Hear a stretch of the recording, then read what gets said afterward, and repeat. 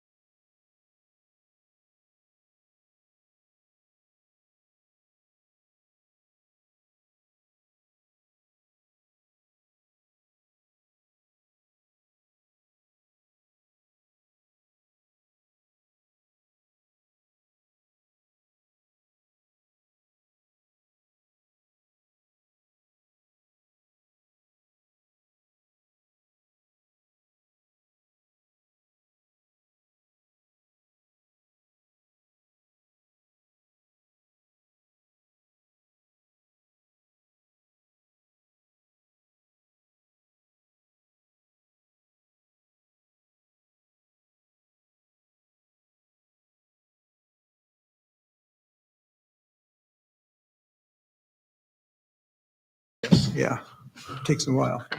Pull things out of the. Oh, it's okay. Let's get started. So tonight on the agenda, we'll start with the vacuum attachment for the public works truck for the workshop. And Eric, you'll present. Sure. Everything you came up with.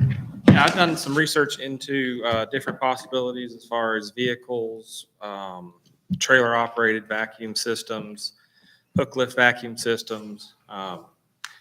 The trailer systems, they're doable. They're very labor intensive. They require usually 3 or 4 people to operate them, drive the truck, and very maintenance intensive and also not very effective. The vacuum trucks themselves, all one unit, are quite expensive, about $280,000. They are effective, work fairly well. We already have a hook lift system, so that was where I've kind of focused most of my efforts on looking into. The hook lift bodies usually run about $120,000, but they're able to be ran by one person running them. Wayne and I talked about it. We looked at the financials between it. We'd more than likely have to hire somebody and what that would look like, which I think he says about $75,000 with benefits and everything like that.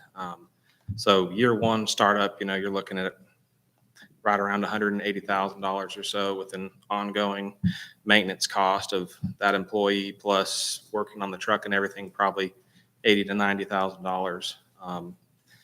So that's the financial side of things. Looking at actually picking up the leaves and what it would look like to have people blowing those leaves out into the storm drain systems is, I think, the biggest downfall of this. And I talked with several other municipalities, and that's the biggest issue that they've had with it, is when people go to a loose leaf collection system, even though you put out, do it during certain days or call us before you do it or something, people don't. And so they're just, when fall starts, they're blowing leaves out in the ditch, and we'll have rainstorms come in and that'll flush all the leaves down into the storm drain systems and cause blockages. Then, we don't have a large jet or vac truck to come in and start jetting out all those driveway culverts. So it really causes a lot of issues with stormwater and flooding issues. And that's basically what we've kind of determined in years past. And calling and talking with the other municipalities, that's the same information we got from them, was they wish they could go back and still just require the bagged leaf pickup. So right now, that's what we're doing. It's very successful. I know, we get calls in, people wanting us to, do loose leaf collection, but right now, based on the cost, the staffing that we have right now, plus the stormwater concerns, it's my recommendation that we stick with where we're at. So you've gone over the negatives. Are there any positives that you figured? So positives would be more people would participate in it. There wouldn't be the complaints of people having to bag it and then dealing with, do they have biodegradable bags or non-biodegradable bags, and sorting through that. From an environmental standpoint, really the best thing to do with your leaves is mulch them with your mower. That's what I do. So the positive is you can offer another service to the citizens that a portion of them will utilize, a portion of them won't utilize. And then, I mean,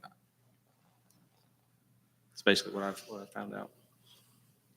Is there any way you can educate the citizens to do that, their own mulching, chop it up and, Yeah, we can do social media posts, put together some flyers and some different graphics to put out there in the fall time here. I've done the same thing as you do, just chop them up. And I have a lot of blades too.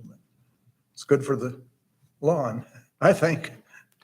I think that since it's a benefit we already offer, the cost of it is pretty daunting just for one little aspect of it, unless we can find a way to use that employee the other 10 months out of the year that leaves aren't on the ground for something benefit, or the truck or something else. It's a lot of money of tax dollars used. They'd probably spend several months fixing storm drains that were clogged. Yeah, that's true. Any other questions? Okay, thank you, Eric. So moving on to the second subject tonight, that is the Freedom Festival. This year, we tried something a little different, hired a different vendor to help us manage the festival. Overall, I thought it went very well. We, as with every year, continue to try to make improvements and things that we see. And so I've asked Eric and Chief Sapp to be prepared to speak, but in general, we thought it overall went very well, and we're kind of looking to open the floor up for suggestions of improvement. I know Commissioner White had asked us to think about the jumbotrons and music. And so when we did that several years ago, it was a very significant cost that we did not include in this year's budget, but we can get a price together once we start planning again. Off the tops of our head, that was somewhere north of $12,000 about 7 years ago. So I would expect that number to go up some, but we can present that number to the commission. There was also a delay from the length of cable, and so we would need to talk to someone who's an expert in that field on how you eliminate that as well. Again, we can do that as we get a little bit closer. Is there any other feedback, additional feedback? Commissioner White, what are your thoughts on that? Yeah. I mean, it's all about the experience, and a lot of the feedback that I had was that there was nothing in the field. They felt neglected and left out. And even if you put a small stage, it doesn't even have to be piped from over there, or some sound system so that music's playing while the fireworks are going, like we've always used to do in the past with the canned music. But just something entertainment wise for that field, because that is where the majority of participants are sitting, at least have been in the past. I did like all of the overall management of the programming with the new management program very well. The other thing that I noticed, and I reached out to you about it, was that Little Debbie and Appison Pike, there wasn't any kind of notification that the road was closed, at least when I came through. So people were pulling U-turns at Appison Pike, in the middle of Appison Pike. I think if we'd had the patrol car down there or a sign that says road closed ahead, people could have diverted down Little Debbie to get around the city, because not everybody's coming to the 4th of July. It would have reduced some through traffic, I think. But overall, I think it was one of the better ones we've done. Food trucks were good. We may need more because the lines were pretty long at some of the vendors, but that was good. I hope they all made it was worth their time at least. So I just wanted to open it up because, I mean, even now time has gone by. I've forgotten some of the concerns or suggestions, but just kind of debriefing to make it better is something that we should talk about. So those were the things that stuck out in my mind. Yeah, and I think people had walk a long ways to get to food trucks. I mean, I think if you're over in the big field and you're not as easy to get around due to a disability or something, I think it's pretty rough for them to get around. But I mean, we used to have carts that would take people back and forth. I didn't see those like we used to have, but maybe we could look at it, renting those or get them from Southern or someplace. Yeah, I didn't notice those as well, but yeah, some more food over in, like, real food mixed up over on the Appison Pike or in that field that we did. I think it was nice not having anything on Appison Pike because it made opening the road faster. But I barely made it over to the field just because everything was at the Commons. I know that's our desire to be centric to this area, but there's people that just aren't going to be going over there. And the thought process was separation of ages. And so the food trucks in the field were considered more for the children, which is why the bouncy houses and the animals and that sort of thing were over there. But we can talk to Shannon about adding a little more substantial food over there as I well. think it'd also alleviate all the lines that were over here at the Commons, because, I mean, it was 30, 40 minutes waiting for food, and that's a little long. But the food was good. Yes. So I have no complaints about that, but yeah, they were long. Okay. And I don't remember, because I'm never over there at the start of where the fireworks really start. We used to have people welcoming people and stuff like that. I know they do it at the Commons. Do we do that at the main field as well? We don't? We haven't since the stage was not put up. Over Yeah.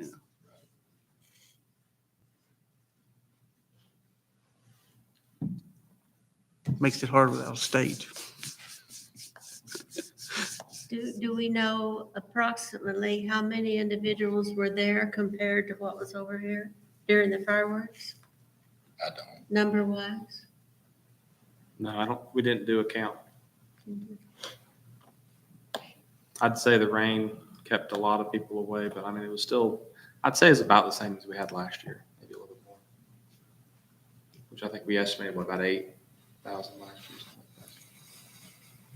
How did the parking go this year, since we didn't have this slot down here? It was okay. I mean, most people ended up parking in one of the remote lots and coming. How's the parking coming along the new lot over by the creek? Has We're- that made some progress there with the bridge over the creek and making some parking over on? We're working on the design right now to get it permitted.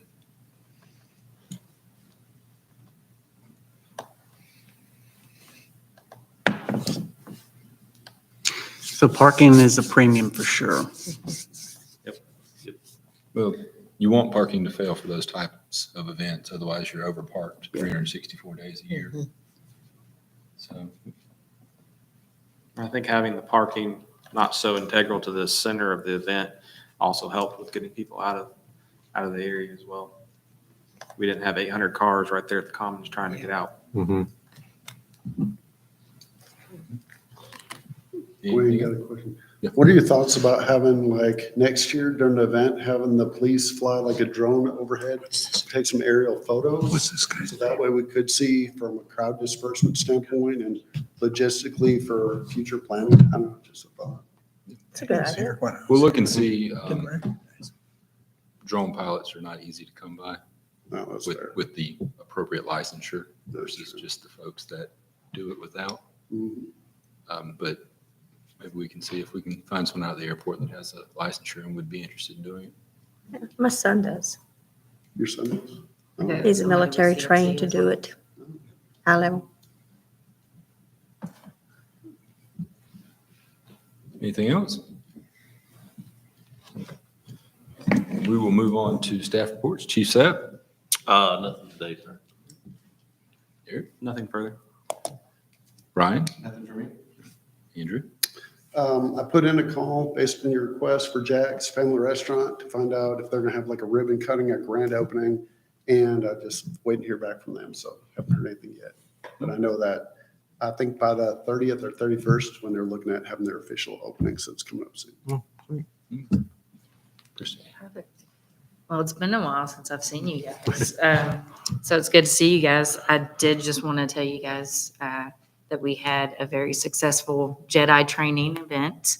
And you should have gotten a link that showed our interview. So we got some very good press from the news channels about it. And we had 50 tickets we sold. We had over 20 kids on the wait list, and we had to shut the wait list down. And out of those 50 kids, we had 47 actually show.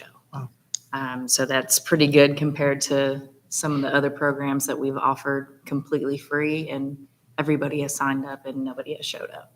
So it's been really good. And also the funds that were were paid, helped pay for the actors and additional staff that came to help as well. Some of the things we have coming up as a new thing, we have Pop Pilates, which is kind of like a upbeat Pilates class that we have a volunteer doing that. We moved our Friday Flex and Fun club is no longer on Fridays. It's now on Wednesdays due to a request by some residents because they like to go traveling on the weekends. So it was a little bit harder for them to get there on Fridays. So we made that switch. We're also partnering with the Commons on hosting cornhole at the market to see if we get a little more interest in that Tuesday night market. And then the next two big things we have coming up are going to be the Fairy Tale Fall Ball, which was a huge hit last year. Luckily, we're going to be able to move, instead of being in Chestnut Hall and only being able to do about 15, 20 kids at a time, we're going to be able to move into Founders and do a larger crew and be able to knock it out all at once instead of making our princesses stay there all day long to do multiple events for them. And then we're trying a new thing, which will be Tunes on the Track. So we're going to utilize our railroad car out here, that the middle one is actually a stage. We're going to utilize that. We have gotten some submissions from local singer-songwriters that would like to perform. And so we're going to have a little park concert. We've got a food truck and a snow cone truck going to come as well. And we'll have a few little yard games out there, but we want to do something that is family friendly, won't cost anything to those coming, but we just wanted to go ahead and utilize something that we already have here in town. So that's all I've got. Thank you. Michelle? Nothing tonight. A reminder, next Monday is the 5th Wednesday, so no meeting. And then the first meeting next month is actually on Tuesday after the holiday. Yeah, that's all I have. Commissioner White? Nothing. Commissioner Hanson? Commissioner Bacon? I was just going to ask the chief, I saw the memo, but I'm going to talk about canines. Have you heard anything about the dogs being able to have the canines coming, or when we could expect We it? have one dog that's currently training and will be going to his certification September 1st. And then because we were able to purchase one dog for almost no expense, and then we have an opportunity now potentially purchase a second dog. Because we've hired some certified handlers, and we're working, talking with McMinn County Sheriff's Office. We hired their handler, came over here, and they have offered us the sale of a reasonable price for a second dog potentially. So we're working through that. Oh, that would be good. And they'll both be just narcotic scent dogs. They won't be patrol black dogs. Okay. Will they track? The second dog that we're looking at purchasing has that capability. He's not currently certified, but in talking to the trainers and handlers that we had kind of look over and review the dog and work with it, says that they don't see any challenges in onboarding that once his training starts up. So what are we looking at for the total cost of both of them? For the total cost of both dogs, An estimate, yeah. to purchase both of them is $7,001. That's not Two bad. dogs. No, it's not That's bad. not bad at all. Not bad at all. Don't let them get away. Hmm? I said, don't let them get away. No. That is very good. Mhm. Yeah, I'll be honest with you, I'm glad to hear that the handler, it was his dog that he had, right? Yes. That would be good. And then also both ways, so I think because it wouldn't be tiring on one dog like we had before. In talking to the chief deputy, I mean, their mindset was they didn't have another handler for that dog anyway. And so they would rather see that dog be utilized in the law enforcement capacity or relatively locally than shipping it off somewhere else. So they called and offered to us first, so. That would be good. Thank you. You're welcome. Vice Mayor? So I see a lot of new Durango still sitting. Are we still waiting for equipment? Yes and no. We have one Durango that's currently being upfitted right now. It's in the shop. They started on it about a week ago, and that was when all the final pieces came in. Mostly we have everything now. We're waiting on what the longest delay was the in-car cages, the Satina cages. They would, when you would order it, they couldn't even tell you a shipment date. And it took several months just for us to get that one piece. Then we had delays on the lighting, and then we had delays on everything. So we're in a spot now where we have essentially everything we need, or at least everything we need to get the process rolling on getting them upfitted. So like I said, we've got one that's been in the shop for about a week and a half. I know they were getting ready to run wire and do lighting and stuff on it last week, so it should be getting pretty close. And then, of course, the first car is always going to take a little bit longer as they work through their system and work their kinks out. But once that one's done, then I anticipate them to start moving pretty quickly after that. But yes, it's been a long process because it took a long time just to get the cars. And then we had to try to do upfitter shopping, and then we took them and they sat for months, not getting work. And then we decided to just start doing them ourselves with our mechanics. And then that brought in the purchasing of everything. And then because of shipping delays and everything else that's going on in the country and the world, it just took a long time to get parts. And I'm assuming your truck is not. Just showed up. 2 Did weeks it? ago. You did get it. As a matter of fact, that's the first thing Jeff asked me this week, to see if his truck's come We in. received them 2 weeks ago. Wow. Yeah. White, is it? I'll have to look for it. Sorry, I'm getting y'all mixed up now. So let's talk about the airport for a few minutes. Can we talk about the airport?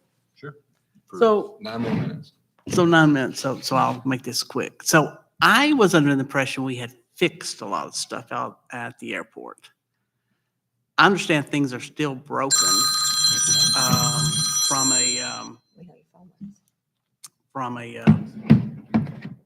flight instrument or weather, and PCs are so outdated that the pilots are complaining, and there seems like there's a big hole that needs to be fixed. And things such as roofs are leaking out there. There's electrical issues out there. The amps coming into is not very big enough to handle some of you plug in an extension cord, there's some issues. Or I just want to make sure with Ryan coming on board that we're supporting him in getting some of these, because the pilots that I've talked to here lately seem to be really, we need to get this fixed. Yes, and Ryan can speak to it in more detail than I. But yes, we are starting to address some of these issues. The roofs is a very interesting one, because I heard that complaint too. And we were not able to locate it over the last year, minus one skylight that has since been repaired. But it heard the leak, but they didn't file it with the airport for us to repair it. I haven't heard anything about the amperage. We are working on some of the automation systems, and in this year's budget, we included money for lighting and that sort of thing. Because I know the landing lights, or whatever those lights are called, we've had issues with those for some time. Are they fixed now, or? They're not fixed, but the engineering firm that I met with last week, they did kind of give me the rundown on what the status is. And it's basically the wiring is not in any conduit through each end. So it's just bare wire down there, and being exposed to moisture and what have you throughout the decades. It is completely offline right now. So that And is. to me, that's kind of a key for a pilot coming in. That, For yeah, your that's one. height and, Yeah, that is one of the primary things that I'm trying to restore. I've also been trying to restore the weather station so that we have an operable weather station.